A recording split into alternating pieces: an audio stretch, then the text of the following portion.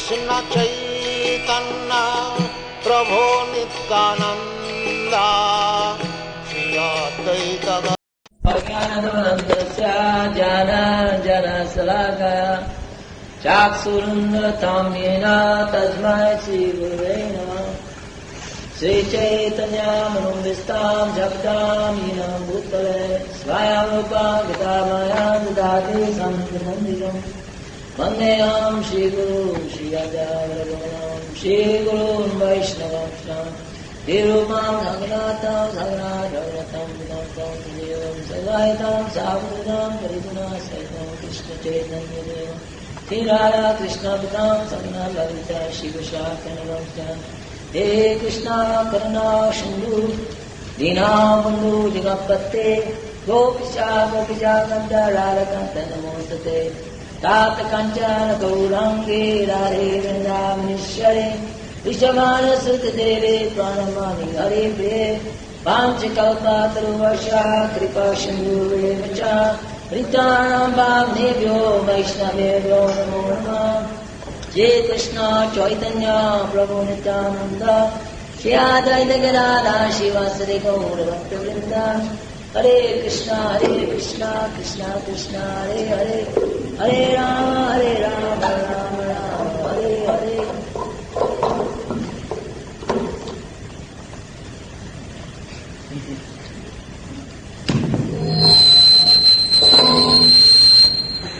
It works. Everyone coming? I think we're a little late as always.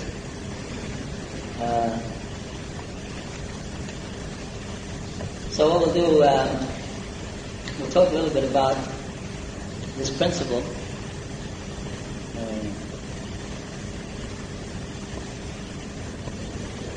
What was the exact theme again?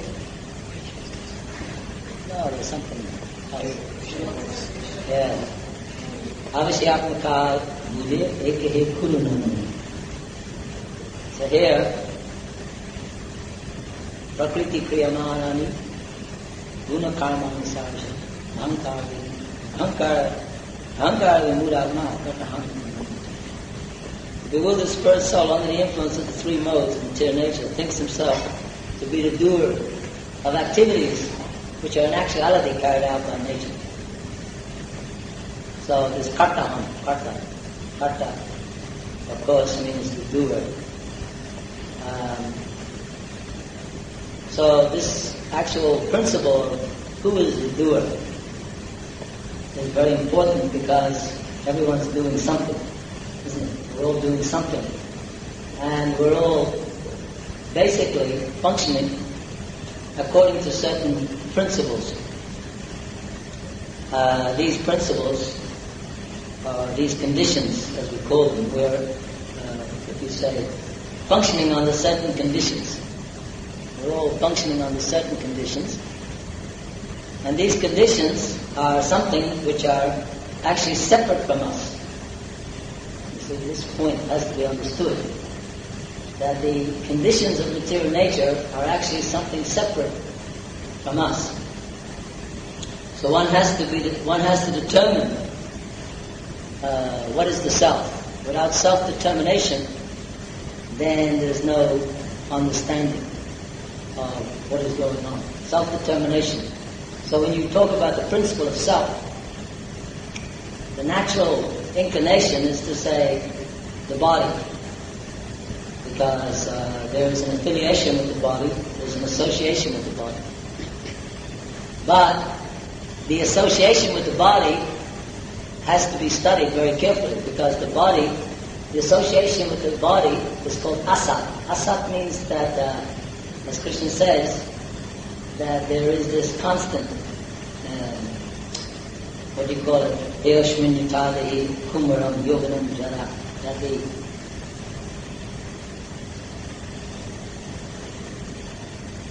the conditions of the body are transitory. They're constantly changing. At every moment, there are new cells coming, old cells going. There is a constant chemical interaction going on, which is basically something coming in, staying for some time, and going out. So the chemical changes in the body are constantly going on. And we find that in the body, the mind is constantly changing. The mind in the morning is different. A few hours later, noontime is different. If you even think for some time, you'll find your mind will change every second. Actually, there's no permanence. There's no permanence of the mind. There's no fixed up idea. That's why you find, even in education, you're constantly adding something, isn't it? Constantly you need to keep adding. Why do you need to keep adding? Have you ever thought about that? Your whole life you're adding, isn't it? You're always adding something, because you need to constantly keep adding something. Why? Because there's a deficiency. There's an inadequacy. So the body also needs constant support, because the body itself is a very delicate combination of material molecules, chemicals, and all of those chemicals need constant refurbishment. Is it the word refurbishment? You can say refurbishment. Huh? Yeah, replenishment. They constantly need replenishment. If you don't eat food, you can't survive. If you don't drink certain liquids, if you don't get enough sleep, if you sleep too little, you sleep too much. One who eats too much, eats too little. So if you study, you'll find that you're constantly being forced into a situation of dependency. Because you cannot go either too much or too little. You have to find balance. Balancing the relationship between the body and nature. A certain amount of sleep is needed, isn't it? Everybody has to have a certain amount of sleep. You may say, I'll stop sleeping. From now on I'll stop sleeping. Huh? But who can do it? Or you may say, from now on I'll stop eating. Or even better, you can say, from now on I'll stop going to the toilet. I've decided I don't want these type of activities anymore. So, Krishna explains in the Bhagavad-Gita that the body is a machine. Here also it is being actually pointing out that, 𝗕𝗵𝗴𝗃𝗃, which are actually carried out. The functioning of the body, the psychological, physical functioning of the body is all carried out by different forces of material nature, different powers of material nature. So, if we understand that, as it says, prakriti kriyamanani, that all the things have been done by nature, then we have to understand nature itself. We have to study nature. What is nature? So therefore, prakriti, in the 13th chapter of the Bhagavad-Gita, Arjuna is asking Krishna, let's just put this over the 13th chapter, and we'll find that Arjuna is asking Krishna to please explain to him what is the nature of prakriti and purusha. What is the relationship between prakriti and purusha? Because purusha is, of course, means enjoyer, and prakriti means that which is enjoyed. You see, these two things are there. The desire to enjoy, and you have that which is enjoyed. So, if you analyze, you'll find that there are what we call, first of all, there is kshetra-gyan. Kshetra-gyan. Kshetra means the field of activity. So, field of activity, and kshetra-gyan means the knower of the field. You see? So basically, your body is a field of activity. You have certain activities which are carried out by this body. And there's the knower of the field. So, Krishna says, now please hear my brief description of this field of activity, and how it is constituted, and what its changes are, whence it is produced, and who the knower of the field of activity is, and what its influences are. The knowledge of the field of activities and the knower of activities is described by various sages in various Vedic writings, especially in the Vedanta Sutra, and is presented with all reasoning as to cause and effect. So this is the principle of knowledge, to understand cause and effect. So, we can understand that the relationship between the knower and phenomena, if you understand that there's three things basically. There's the knower, there's the instruments for knowing, and there's the object of knowledge, isn't it? In every single thing, these three things come into existence. The knower, the instruments for knowing, and the object of knowledge. That object of knowledge is basically the most important thing to understand, because this is what we call Vishaya and Ashraya. Vishaya and Ashraya.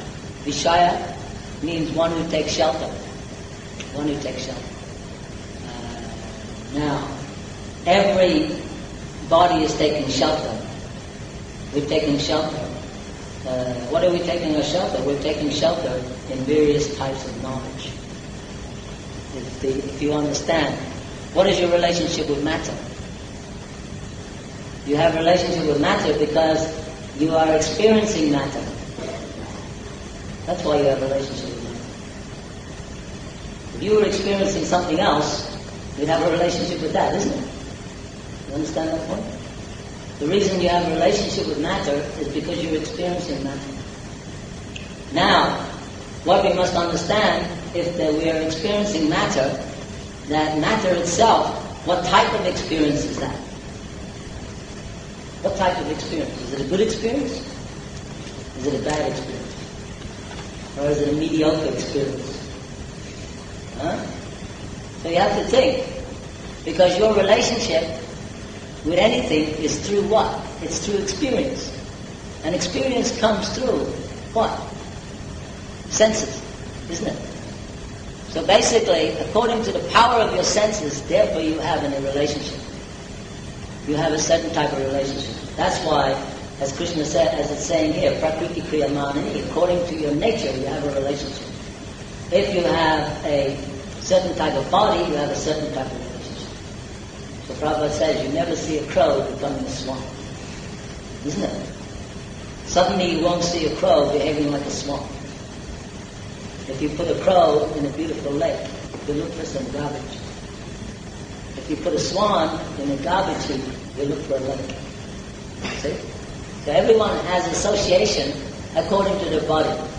That body is basically a product of matter. So, therefore, on account of the relationship between the body and nature, therefore there's a certain type of existence. Purely.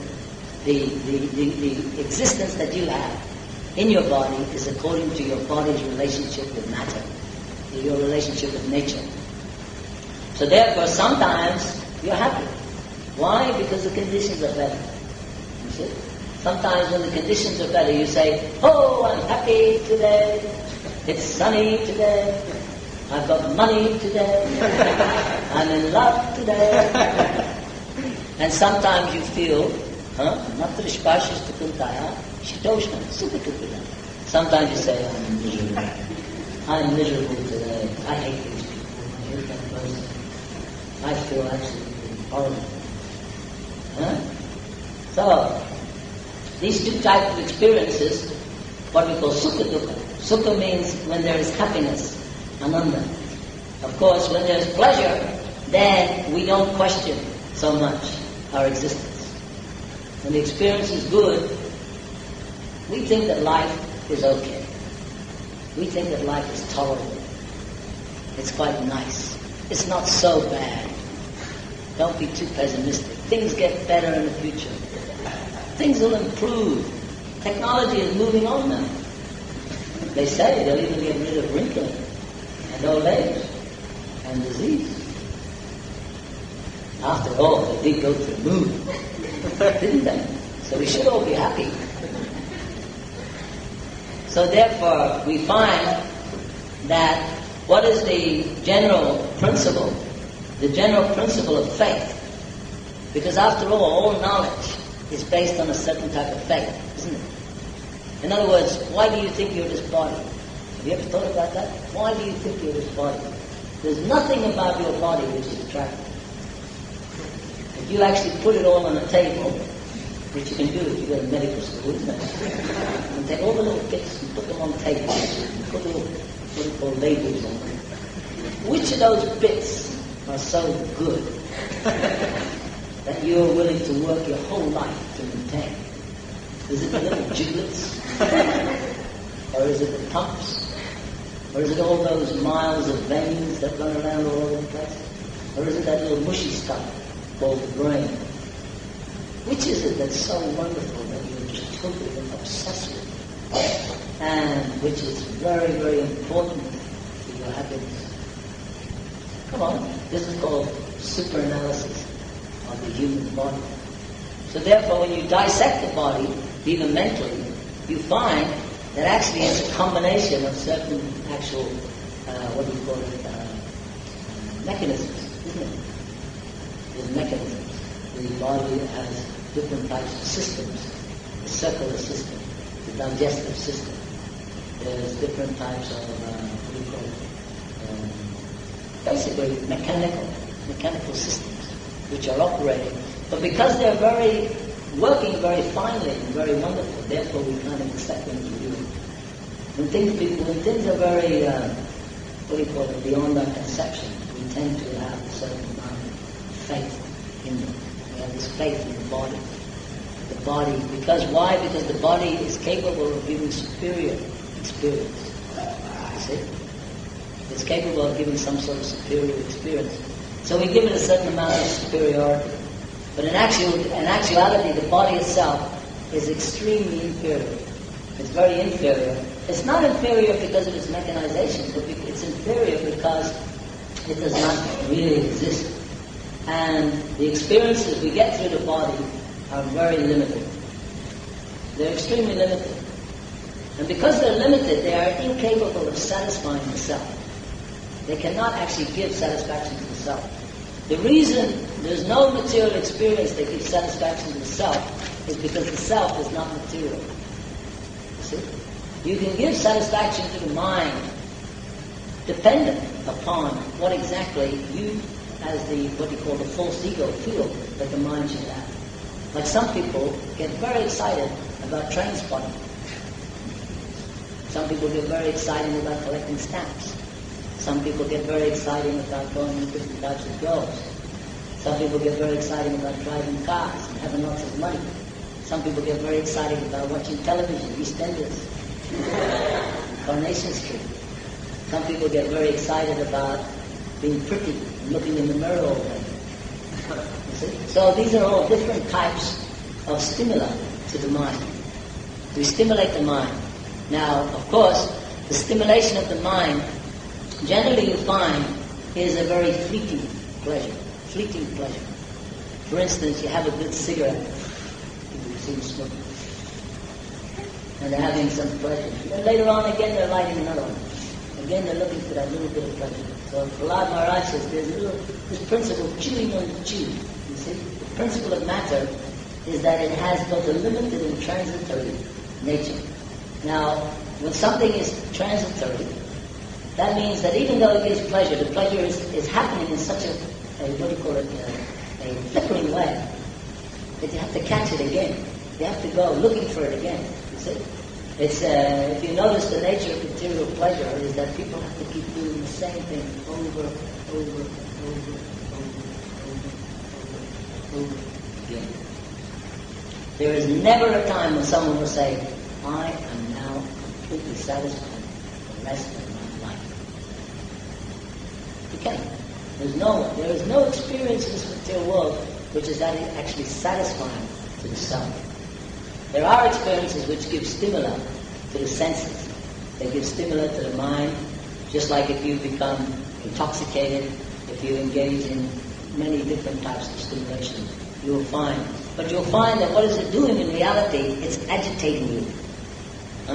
Agitating you. There's a difference between satisfaction and agitation.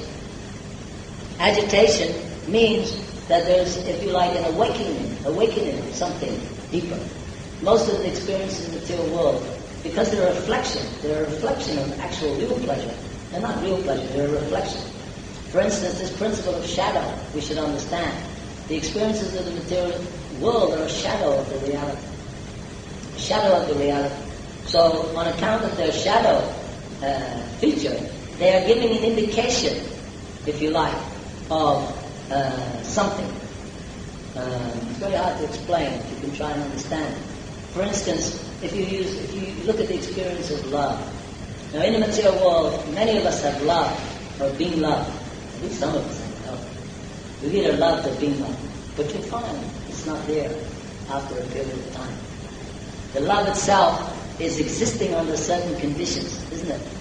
Whenever there is some love, for instance, the beautiful romances of marriage, when people get married, ooh, you're such a lovey-dovey, and they love each other, and they're cuddling each other, and kissing each other. And then gradually, as time goes on, the kisses get less, the cuddling gets less, the relationship gets less, more and more contempt comes in, they get fed up with each other, they become disgusted with each other, sometimes to the point where they start hitting each other. It usually starts off with a bit of arguing, isn't it? They start arguing with each other. Then you find that what you find is what is deterioration.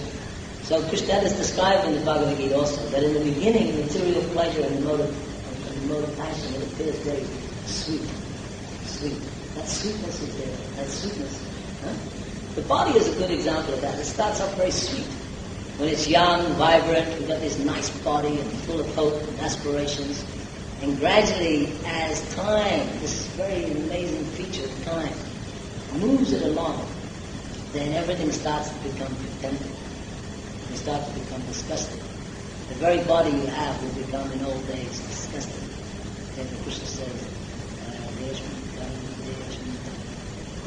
yoganam jara, meaning that the body as it gradually goes into old age, then we gradually actually feel definitely that our relationship with that body is becoming more and more dissatisfied. So in the beginning, in the material thing, it appears to be very sweet. There appears to be a very sweetness there. That sweetness gradually turns to poison. The pleasures of the material world will always end up in distress. Guaranteed.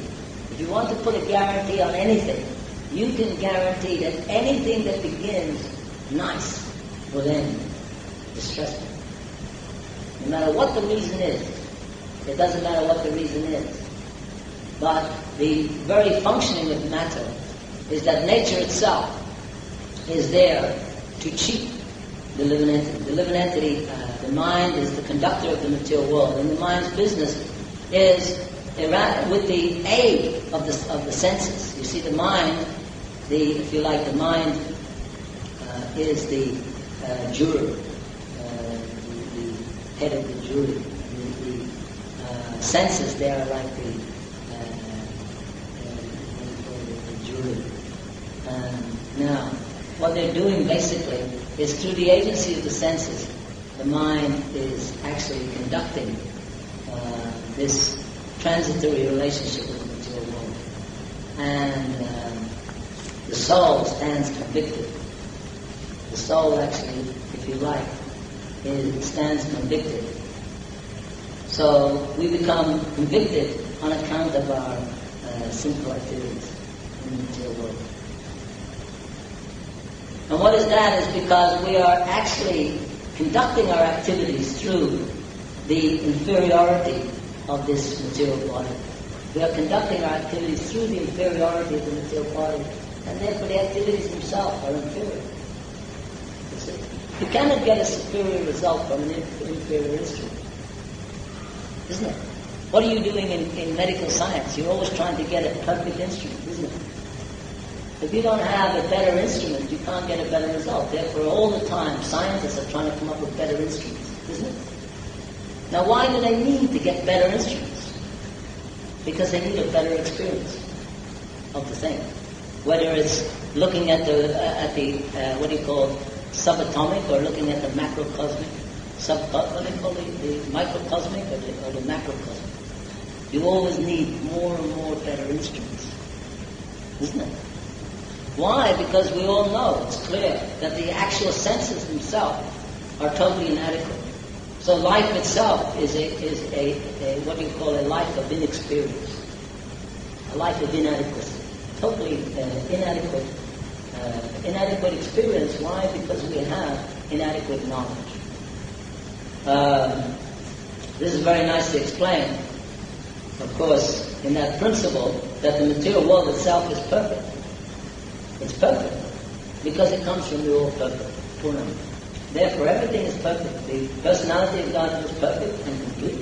And because He is perfect and complete, all emanations that come from Him, they're also completely perfect as individual complete wholes. Whatever is produced of the complete whole is also complete in itself. Even though so many complete units emanate from Him, He remains the complete balance. So Prabhupada explains in that purport that everything that comes from Krishna is perfect. Now, one may say, well, I've noticed in the material world imperfection. Imperfection. Prabhupada said, no, there is no imperfection.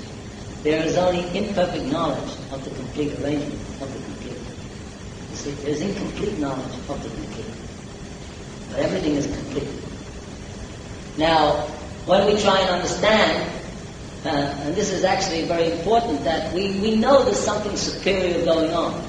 When we see the universe, we see the planets, we see how everything is working. We know there's something superior going on. Prabhupada said that is proof. That is proof of God. God means superior. God means superior. So if you say, just like we say, when Prabhupada met the, what is that guy, Bukowski in Russia, he said, you are accepting Lenin, I am accepting Krishna. We're both accepting some authority. You may say your communism is not believing in a God, but Lenin is your God. You see, Lenin is your God. Because you're accepting him as something superior. So what is God? God is really just something superior. Now, how superior, nobody knows. Nobody knows how superior God is. But he's better than Lenin. Okay. We can say he's better than Lenin.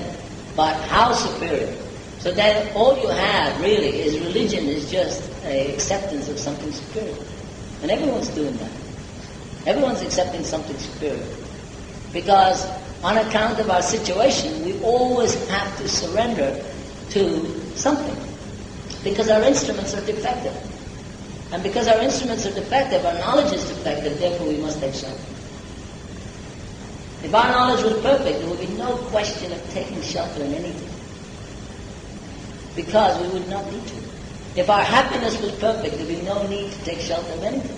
Because we wouldn't need to. You understand? Why do we take shelter in booze? Because we're unhappy. Why do we take shelter with women? Because we're unhappy.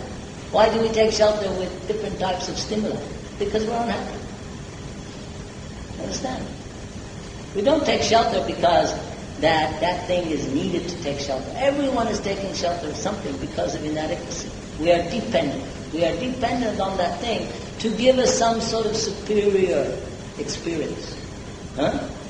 So that superior experience is the thing that we're hankering after. Not the drink, not the women, not the booze, not the cinema, not 𝗘𝗀𝗃𝗏 or whatever his name is. No, we want to see something superior. That's why you find most movies are people doing superior things, isn't it? This guy beats up 500 guys with one fist while he's having a drink of beer. And everyone sits there going, So everything we look at towards, it's on account of some superior. We are moving towards something superior. Therefore, in actuality, all that you're doing really is, when you talk about higher superiority, it is a question that after a certain stage of experience, you have to surrender. You have to surrender. You have to take shelter of something for experience. Now, you can go even one step even more further than that. We take shelter of our mind because it's superior to the dull senses. Krishna says in the Bhagavad-Gita, higher than the senses is the mind. Why do you take shelter in your mind? You have more confidence in your mind. You see, whenever you talk about engaging in activities, you have to, bounce it off the mind, isn't it? You have to actually make sure anything which you are going to accept or reject has to be passed through the mind. And then the mind will then verify it with the other senses. You understand? Just like now I'm drinking this drink. So my mind is looking at it. It looks a bit funny. But anyway, my tongue is saying it's okay. Okay, my tongue is saying it's okay, so therefore I drink it. If my tongue doesn't like it, I spit it out. I throw it away. You see? So therefore, the mind has as its instruments the senses for verifying. The senses are an extension of the mind. They verify by experience. You see, by experience. So therefore, we are totally and utterly dependent upon the experience of this world. But none of us can say that that experience is adequate. And as I was saying, the reason is that we don't understand the arrangement. You see, the complete arrangement. That there is a perfect arrangement in matter. Matter is there to give us an inferior experience. You see, it was created like that. It's not coincidental that most of the experiences you get in this world are inadequate to your happiness. There's no one happy in this room. There's no one happy in this town. There's no one happy in this country. There's no one happy in the planet. There's nobody happy if you go in the ocean, if you go in the sky, if you even search in the trees and everywhere, you will not find one single creature that's happy. Isn't that amazing? Now, if you study it further, you'll find that every single animal, insect, bird, human, fish is looking for happiness. That's also amazing. Because in actuality, here we're dealing with fundamental principles. That the principle of consciousness is towards happiness. And yet, matter itself is incapable of giving any genuine experience of happiness. Now, you cannot possibly say that that's accidental. It doesn't make sense at all, because it's natural to be happy, and matter itself doesn't make you happy. So therefore, we have to bring in a higher factor. So here Krishna is explaining that knowledge of the field of activities and knower activities is ascribed by various sages in various Vedic writings, especially the Vedanta Sutra, and is presented with all reasoning as to cause and effect. You see? Now we get into the point that we're stuck in the effect, but we don't understand the cause. On account of our being too absorbed in the effect, on account of our being too absorbed in that which is small, we have lost sight of that which is great. We have lost sight of that which is great. Because we don't understand that the cause and effect is coming from superior, higher principle.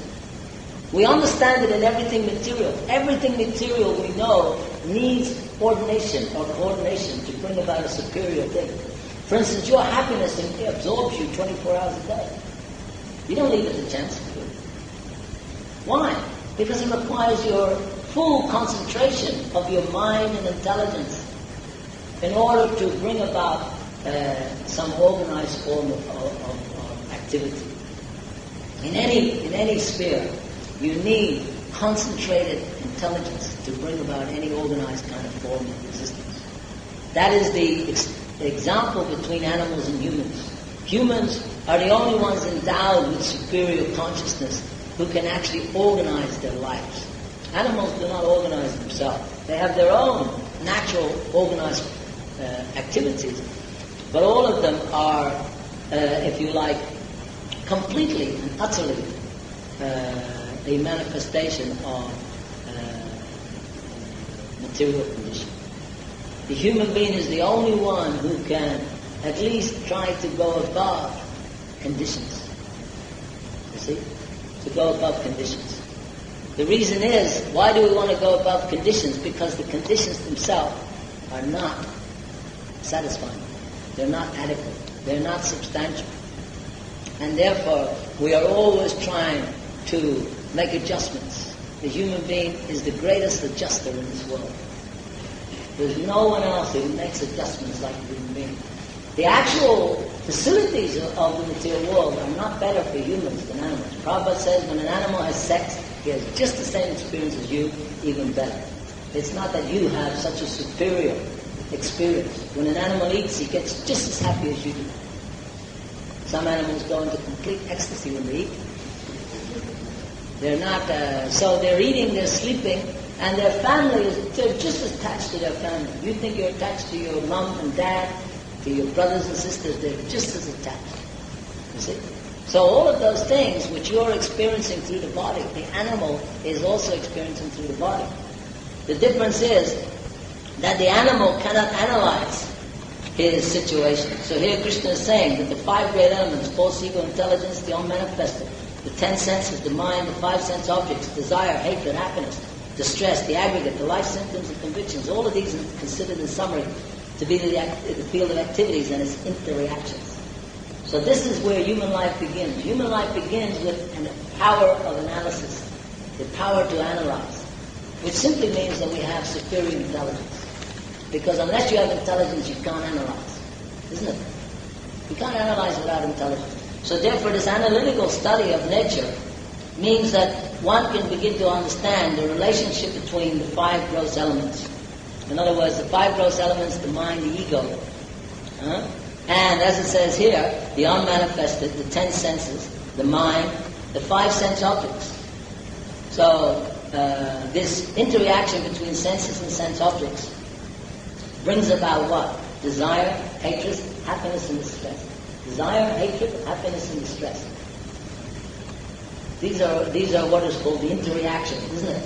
There is what we call this 𝗕𝗵𝗴𝗃𝗃, which is attraction and repulsion. Within the scope of material experience, there is always some attraction and some repulsion. There was a good example of that. Prabhupada was driving one time with devotees, and one man had got driven over by a lorry. They were squashed all over the floor. So then everyone was disgusted. Ooh. And they turned to Prabhupada and said, "Ooh, Prabhupada." Prabhupada was just standing on the feet. And then Prabhupada said, "Why are you disgusted?" And he said, "Well, Prabhupada, his brains were all squashed. He was looking horrible." Prabhupada said, "You are the same. You are the same." So in other words, the thing becomes repulsive. But at the same time, the very same thing is the most attractive thing in the world.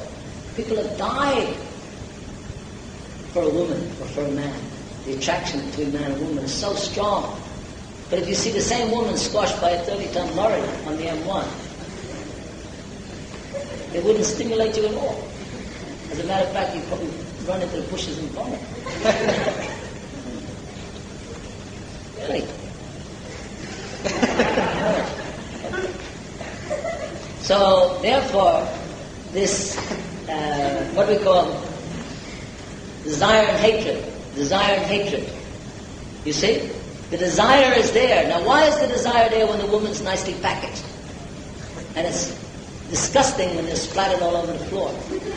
Huh? Why? Same things are there. But you see, it's not attractive to the mind. So the basic principle is, when we see a beautiful woman in a body, we have all sorts of hopes and aspirations and desires and dreams. We will be able to enjoy like this and that. Some nice little kitty-bitties that come along. We have a nice house and we wander around the garden. But then when they're squashed all over the floor, what do you do then? You can't think, well, I'll put it together again.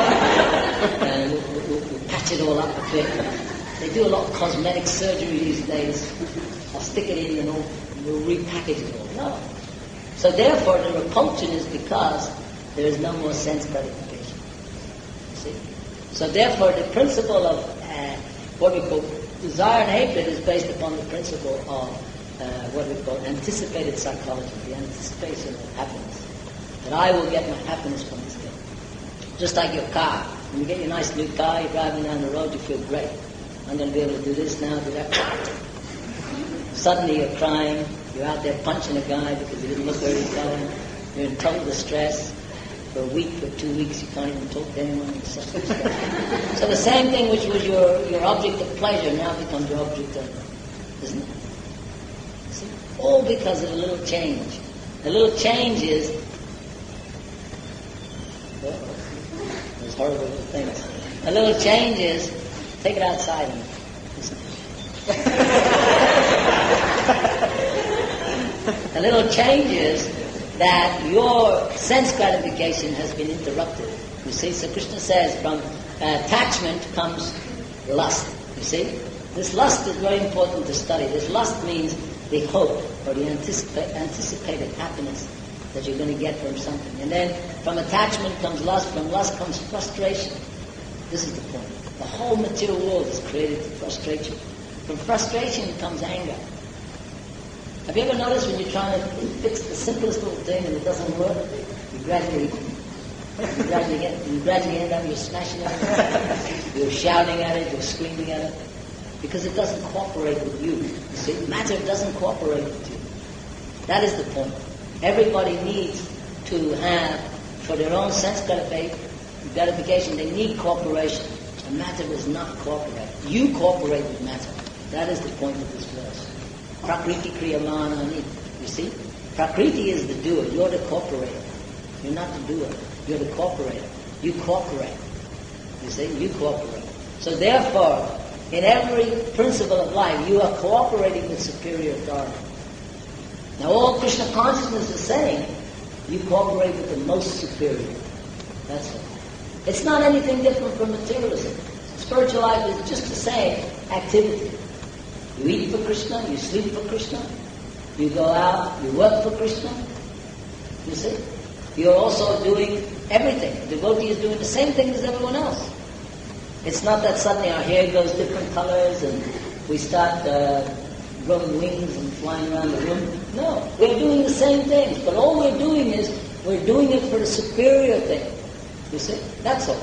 So Krishna consciousness is very simple. The first thing you must accept is the superior principle.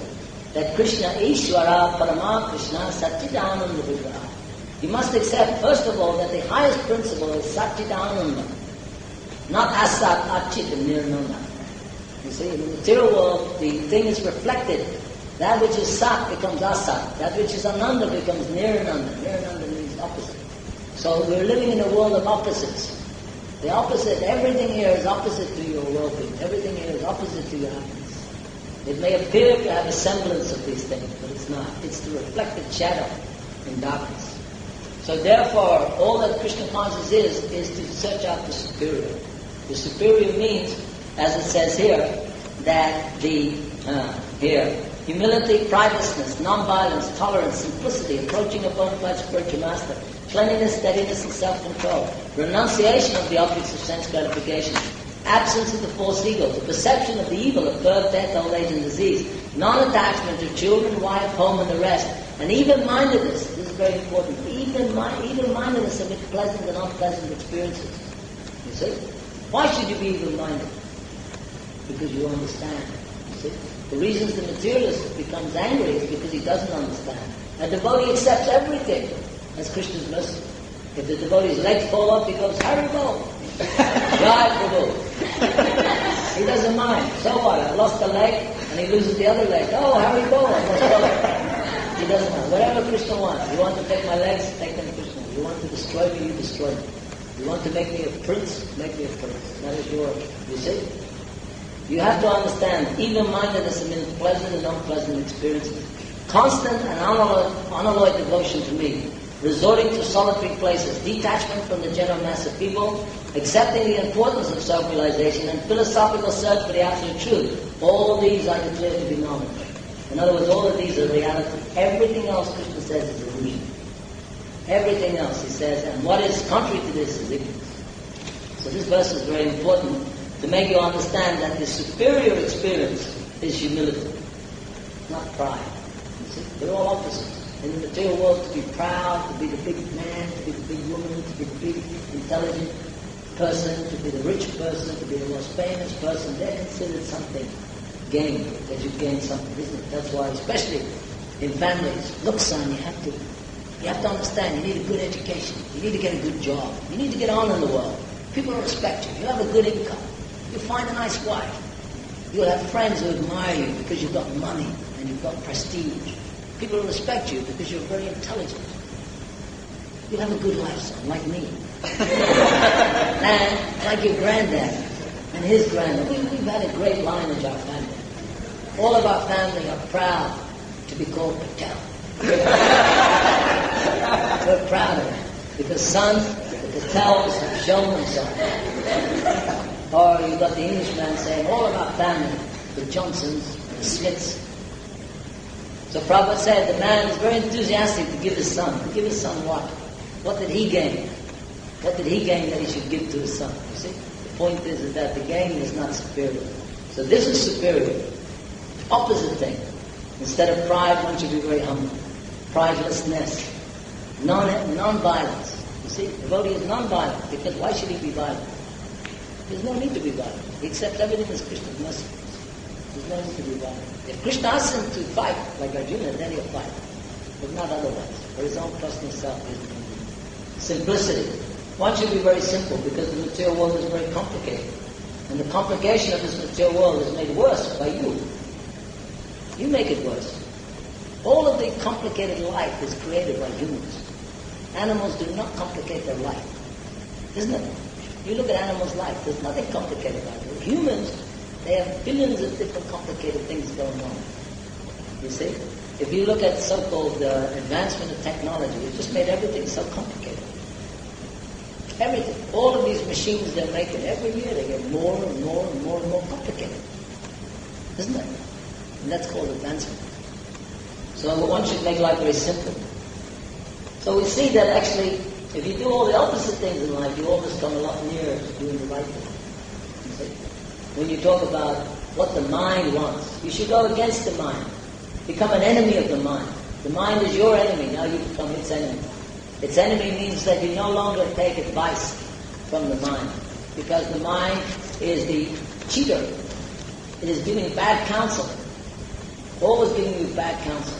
Why? Because the mind is the conductor. It is the actual conduction of the modes of material nature. The sitting places of this lust, Krishna says, is the mind. In the mind, there are so many stupid things going on which have kept us here for millions and millions of births. So now, spiritual life means to declare war on the mind. To declare war on the mind. You have to declare war on it. No more listening to the mind. Therefore it says, approaching a bona fide spiritual master. Talveri paripatena, paripashena, severa. Paripashena, severa. These two things are very important. Paripatena. Paripatena means to become like a blackboard for the spiritual master. In other words, you get rid of the dirty things in the mind. Chaitanya Dapana Marjana, Mahabhagya Vidapana. You have to get rid of the dirty things. What are the dirty things? They are the simple misconceptions of the mind. That I am this body, that I am Indian, that I'm English, that I'm this, that I'm very good looking, that this is my that, this is that. These are all dirty things in the mind. See, these dirty things must be removed by cleansing. Cleansing of the mind means to make paripashena sevaya. One must render service. When one approach the bona fide spiritual master, render service unto him, inquire submissively from him. So this submitting to the spiritual master, isn't it? Your professor is going to get you a good income, a good living, a good future. You're going to get a good job if you listen. You're going to move up the ladder of material success.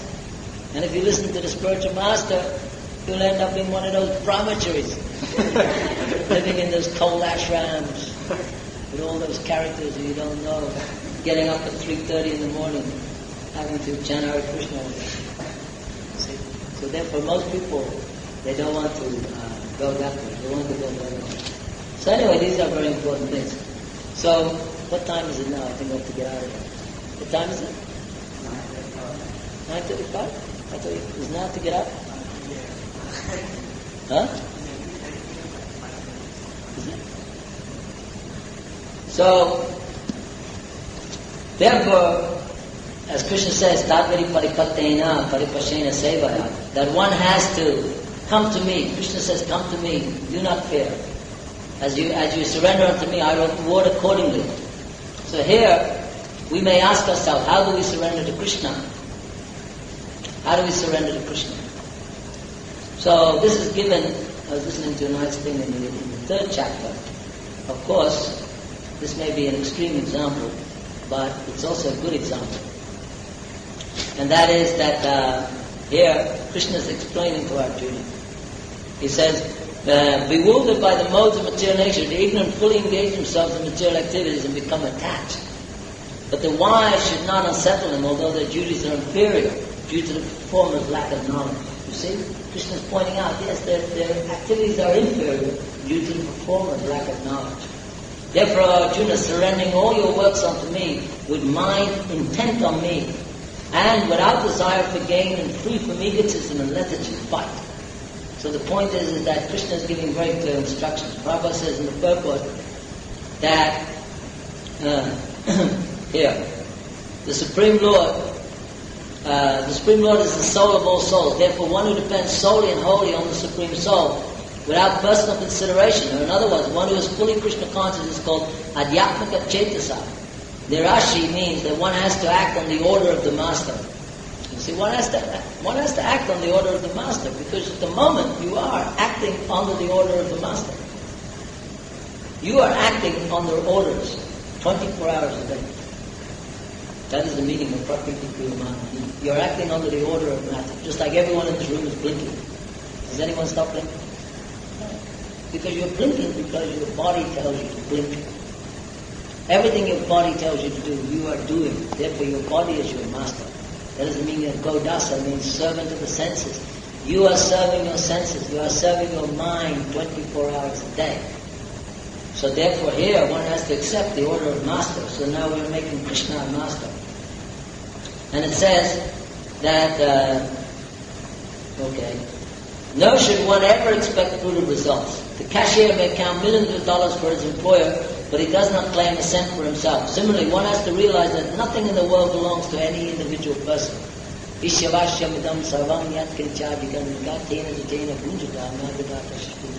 Everything, animate and inanimate within this universe, is owned and controlled by the Lord. One should therefore only accept those things which are set aside as his kota. One should not accept other things, knowing well to whom they belong. So this principle is that one should not become, attached to fruitive results, because nothing belongs to us. Just as one counts millions of dollars for his employer, but he does not claim even a cent for himself. Similarly, one has to realize that nothing in the world belongs to any individual person, but that everything belongs to the Supreme Lord. So that is the real purpose of Mayi, unto me. You see, when Krishna says, unto me, what is the meaning of unto me? Krishna is simply asking that you acknowledge that everything belongs to Krishna. You see, because it's not a question of sentiment, it's a question of philosophical truth. You did not create one peanut in this world. You did not create one single thing in this world. You are simply using things. Now, for you to use something means that someone has to have put it there. So people say nature put it there. Okay? That's very nice. But where did nature come from? That is the point. Where did nature come from? In other words, there's a complex relationship between you and nature, and it all happened accidentally. It just so happens that your body requires billions of different combinations of matter to exist. And yet all of those combinations were accidental. You see? Just like, you are requiring your body is a total dependent unit on the supreme arrangement of matter. You are totally dependent on nature. But when you talk about nature, then you have to understand that behind nature, because nature means energy, behind all energy is energetic. Therefore we have to understand what is the cause of nature. What is the cause of nature? Because nature is working on the fundamental laws. For nature to work on the laws means there must be a lawmaker. Somebody made the laws. All the laws in this world are made by someone. There's no laws which are not conducted by some superior intelligence. And therefore one has to realize. So that is the real purpose of Maya unto me. And when one acts in such Krishna consciousness, certainly does not claim proprietorship over anything. This consciousness is called nirmana, or nothing is mine. And if there is any reluctance to execute such a stern order, which is without consideration of so-called kinsmen of the bodily relationship, that reluctance should be thrown off. This is very strong language. In this way, one may become what is called vigata vara. Vigata vara means without feverish mentality. Feverish mentality. You see, when you actually realize that you're not the proprietor, and when you acknowledge that the energy is meant for the service of the energetic, in other words, that Krishna is the, as I said, that he is the real enjoyer. He is the yagna tapasyam. He is the enjoyer of all your sacrifices, of all your penances, of all your austerities. That he is the real, Suridamsar. That he is the real friend of the living entity. In this way, one becomes free from feverish mentality. Feverish mentality goes. Then, when you become, just like when you're in hospital and you have a very high fever, the first thing you must do is bring the fever down, isn't it? So the first thing you must do in spiritual life is bring your materialism down. Bring the fever down. Don't try to increase the fever. So many people, unfortunately, they have a fever of materialism. They're suffering from materialism, and then they go to God and ask Him for more stuff. You see? This is the trick of Maya. In other words, I'm suffering because of my association with the material world. Then when I go to God, God help me in this material world. The example is like there was a man, he was pulling this barge along the canal, and on the side of the canal, a lot of big stones and thorns were cutting his feet. So then he prayed to God very fervently, my dear Lord, please come. So the Lord came, and he asked him, what can I do for you? You have prayed for me to come. He said, oh, can you please put nice cushions on the side of this canal, so that when I walk on these cushions, I will not have so much pain in my feet. So that is the same principle of the most spiritual idea, is to make the world better. Make the world better. We want to have better. So we pray to God, my dear God, give me my daily bread. As if God has become bigger. So we need some bread in our belly. So let God supply. So this point is there, that one should not in any way increase this fever. Everyone according to his quality and position has a type of work to discharge, and all such duties may be discharged in Krishna consciousness as described above. That will lead one on the path of devotion. Okay, I think we're finished there. Is time for any quick question? Is it? We finished it?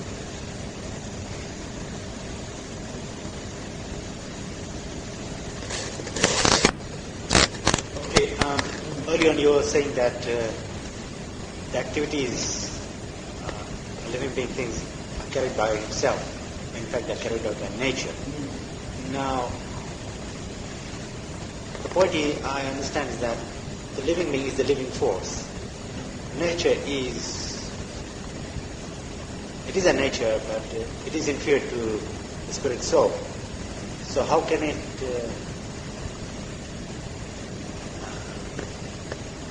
I know the point you're trying to make. Yeah. If the soul is superior, then nature itself is not superior to the soul. Huh? But you see, the soul, nature itself, as Krishna said, prakriti kriyamanani. Prakriti kriyamanani. Deviye sagunamayi. Deviye sagunamayi.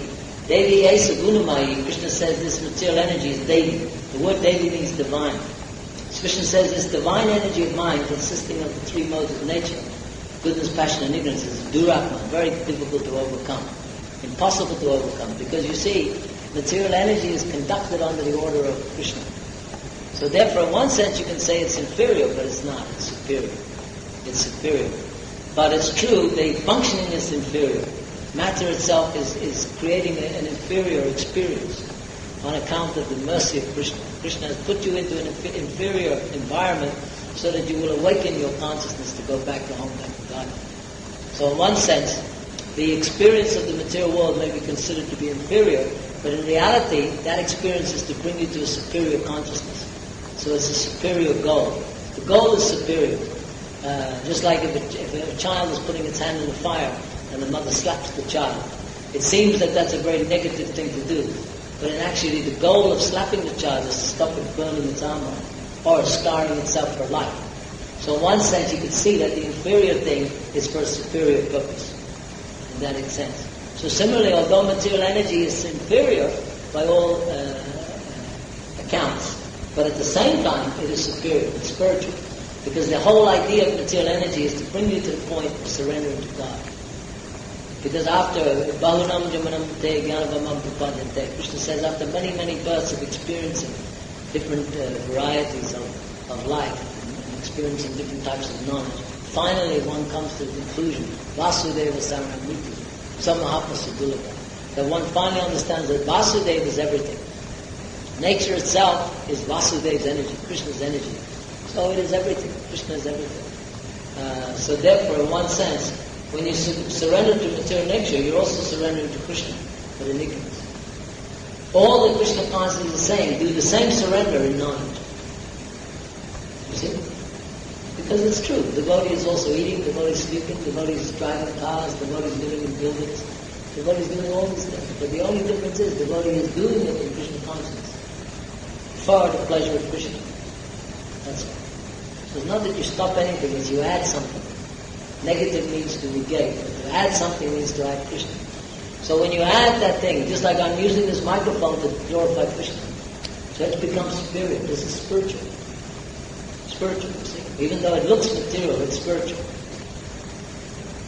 So then it brings about its true function. Because in actuality, everything is Krishna's energy, everything is spiritual. But its function is different in the material world. That's why you can't overcome matter. Matter will destroy you every time. You can never, there's no human being who has ever been able to contradict the laws of nature. They call them the laws of physics.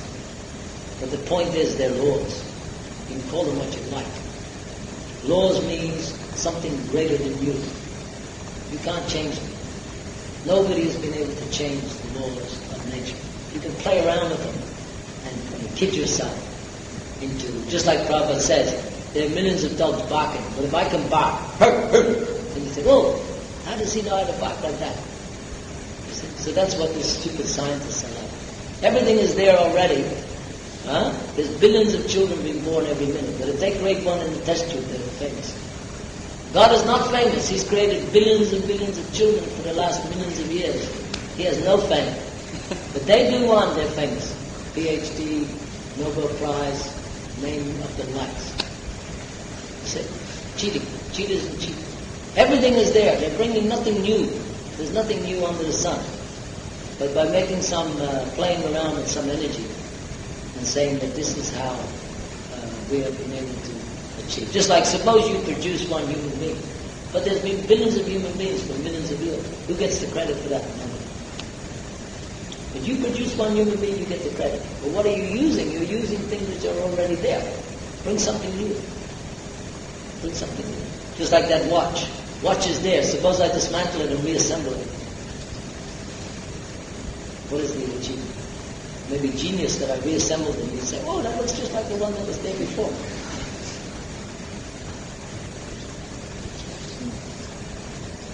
Yeah, what? Arti? Okay. Jai Bhagwan, Jai Shri